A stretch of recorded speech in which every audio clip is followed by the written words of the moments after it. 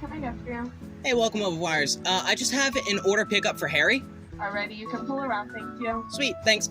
So I just ordered the McBurger meal from Burger King, and we're gonna give it a try. You know, it's not actually that bad. I thought the same thing when I first saw these. What's a Burger King? And why are there 3 of them? Burger King has a history of weird but kind of effective marketing tricks, from their bacon sundae to this stupid Whopper song that makes my blood boil. But amongst all these tricks, the Trilogy of King games interest me the most. Go figure, the game collector likes games. The Trilogy consists of Pocketbike Racer, Sneak King, and Big Bumpin, or as I like to call them, a waste of shelf space. They were originally supposed to release as Xbox Live Arcade games, but were deemed so good that they got physical releases. Yes, because when I think good quality, I think Burger King. So, to celebrate the holidays in 2006, you could go to your local Burger King chain restaurant and purchase these games for $4 each, or $12 for the whole collection. I got them for about $6 to $8 each, which is close to a 100% increase in value. Congrats to the people who invested in the King Games development studio. The manuals and art aren't anything to write home about, but it's more thought and effort than what most companies will put into their games today, which I can appreciate. I think Sneak King definitely got the most love of the 3, with a super clever name and a fun looking box. The only thing I hate about the boxes is the spine. It just says Xbox. No 360 attached to it, it's just an Xbox game, gamers don't need to know more. I don't know, it just looks out of place on my shelves. But enough with the delays. It's time to actually sit down and play these games. Oh no. Now, I don't know if you've heard of this game, it's a little unknown, a bit of a hidden gem if you say. It's called Mario Kart. This is just that, but you can play as a big burger on a bike. You wouldn't know that though because the game's wrapper does a really bad job at telling you what exactly this game is. It should be fine though, nobody eats the wrapper anyway, so we could just throw it away. My first impressions are okay? The title screen is this live-action video of the king driving on a tiny bike with different green screen backdrops, and then it cuts off to the worst footage you'll ever see. You can play from a small selection of game modes. There's the standard race, battle royale, ultimate cone trial, and hardcore racing. Then, looking at the character select screen, we can see all the playable minimum wage characters and a couple mascots. I think it's kind of funny that the title of Whopper Jr. is the only thing that's copyrighted. Not the chicken, not the king, but the burger. I'm sorry, but you're gonna have to close down shop. Pocketbike Racer already owns the rights to Whopper Jr. Actually playing the game, yeah, it's nothing new. The first glaring issue you'll notice is the performance. The load times look something like this. I know, pretty epic. Some of the loading screens have stupid jokes like this one about how Ultimate Cone Trial is like downhill skiing but without the hill or snow or skis. But most of their tips say something along the lines of, yeah, it's a shield, guess what it does. Then after the 5-minute loading screen, the frame drops are miserable. You tend to get the same amount of frames as what this game retailed for. I don't think as a kid I'd notice them as much, but I do now and I hate it. Some maps have these weird walls that feel like they shouldn't exist, every computer follows the same basic travel path and runs into each other, and the opponents can't use boosts. The nice thing about the lack of polish is that you can glitch some of the harder achievements. Like there was this one achievement where you had to perform a wheelie for longer than 2 seconds.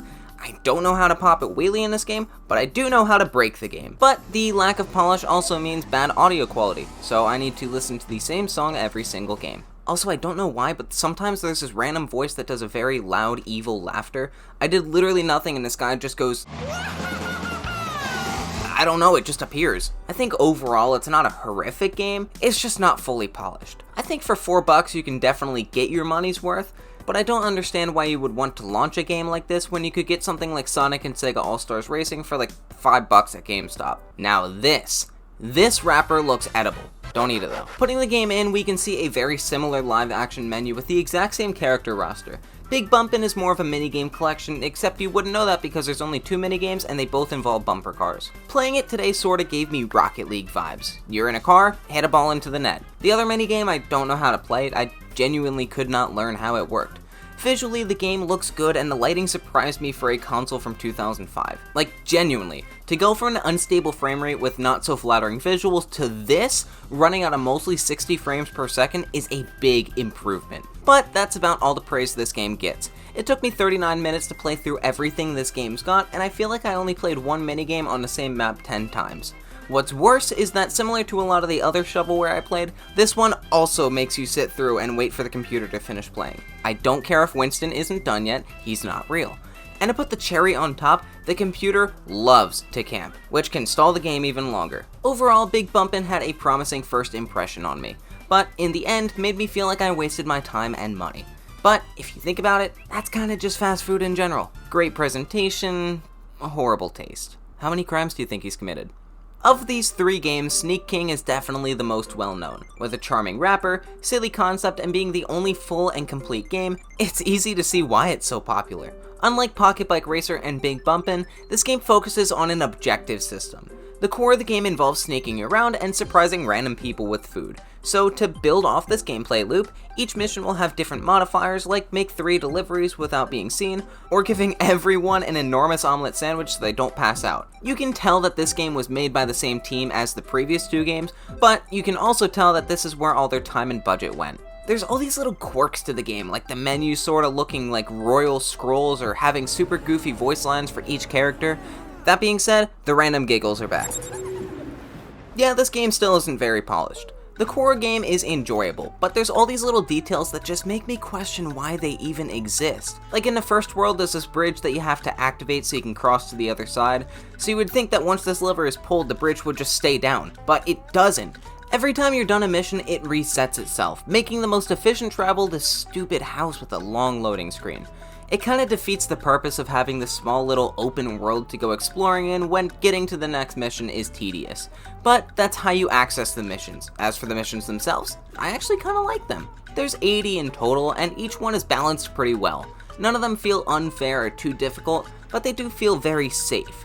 The sneaking mechanic is very generous. I swear, sometimes I walk directly into someone and they still don't see me. The point system is also very silly, as it performs a little dance depending on the score that you get. The only thing I hate is how long each cutscene takes to perform. Like when I'm dancing and giving someone a hash brown, everybody keeps moving, so you're kinda forced to get the lowest score possible, so he just hands over the hash brown instead of wasting time with random Fortnite emotes. Or if I'm trying to hide in something so I can sneak up on someone, I have to wait for the king to crawl his way into a log in the same time it takes for me to finish Red Dead Redemption 2. Sneaking doesn't do anything perfect, but it's also kinda harmless. And I think for the first time, I can actually recommend a Burger King game. Just to try once or twice, of course. I wouldn't complete it. So, after playing these games, I can definitively say that I still don't know what happened. The games felt so confusing and unfocused, yet charming and silly at the same time. I think they're an interesting piece of video game history, but anything more than interesting is a bit of a stretch. But after this, just for my sanity, I am done with fast food games.